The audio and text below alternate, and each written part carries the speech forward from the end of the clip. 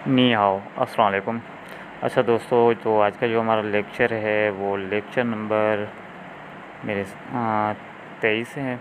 तो आज का जो हमारा लेक्चर नंबर 23 है, हम आज इसमें कुछ न्यू वर्ड लेकर आए हैं आप सबके लिए। तो मैं कोशिश करूँगा आपको इजीली चाइनीज़ आसानी से समझाने की। आप लोग बस थोड़ा सा तवज्जो दें तो 3 मंथ में आप अच्छे से चाइनीज़ बोलना सीख जाएंगे। तो ये फ्रेम आ चुका है फ्रेंड्स, तो चलें चलते हैं इसकी तरफ। आज का जो हमारा पहला वर्ड है वो है चंदा माँ। चंदा माँ, कल मैंने आपको एक वर्ड पढ़ाया था चंद। चंद का मतलब था रियल, सच। तो उसके आगे हमने दा लगा दिया और तो ये बन गया चंदा। चंदा का मतलब है सच में। माँ लग गया तो ये क्वेश्चन बन जाता है सच में। और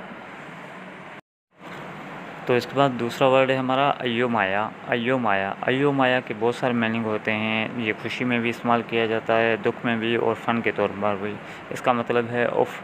और अगर हम किसी भी सेंटेंस में इसको पेश करेंगे तो आपको बाइजीली आसानी से समझ आ जाएगी। उसके बाद है हमारा तीसरा वर्ड है सीला। सीला, सीला का मतलब है मर जाना, मर गया, मर जाना। इस तरह के लिए इस्तेमाल चाइनीज़ में सीला किया जाता है। उसके बाद शोक हुआ, शुआ। शुआ, शुआ का मतलब है बोलना, कहना, बात करना। और उसके बाद जो है वो है शौक हुआ। शौक हुआ, शौक हुआ का भी मतलब यही है, बोलना, बात करना, बातें करना।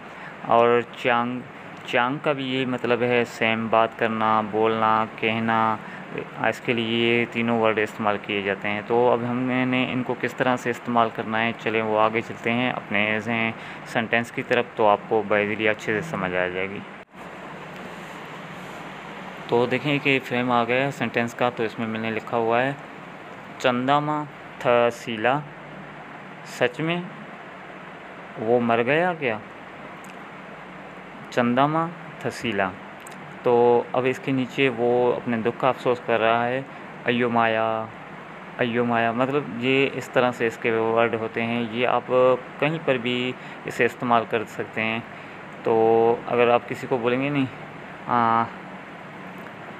नी अयो माया, तो इसका मतलब बन जाएगा गो टू हेल, मतलब बाहर में जाओ।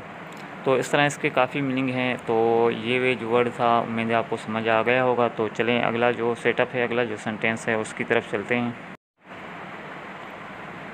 तो फ्रेंड्स, ये दूसरे हमारे वर्ड आ चुके हैं स्क्रीन पर, तो इसको स्टार्ट करते हैं।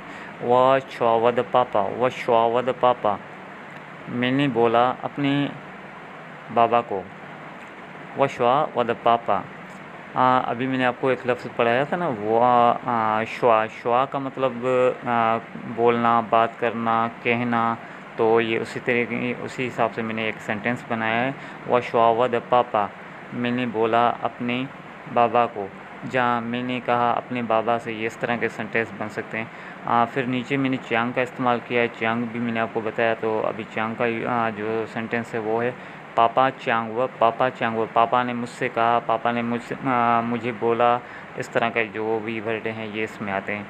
तो उम्मीद होगी कि आपको इसकी यूजिंग और वर्ड की जो जो माइनिंग है किस तरह से, ये आपको समझ आ गई होगी। अब आप इनको जितना अच्छे से ज़हन नशी करेंगे उतना आपको ये चाइनीज़ बाइज़िली आसानी से समझ आ जाएगी। तो फ्रेंड्स, तब तक के लिए मैं इजाज़त चाहूँगा। टेक केयर, अल्लाह हाफ़िज़ and subscribe my YouTube channel.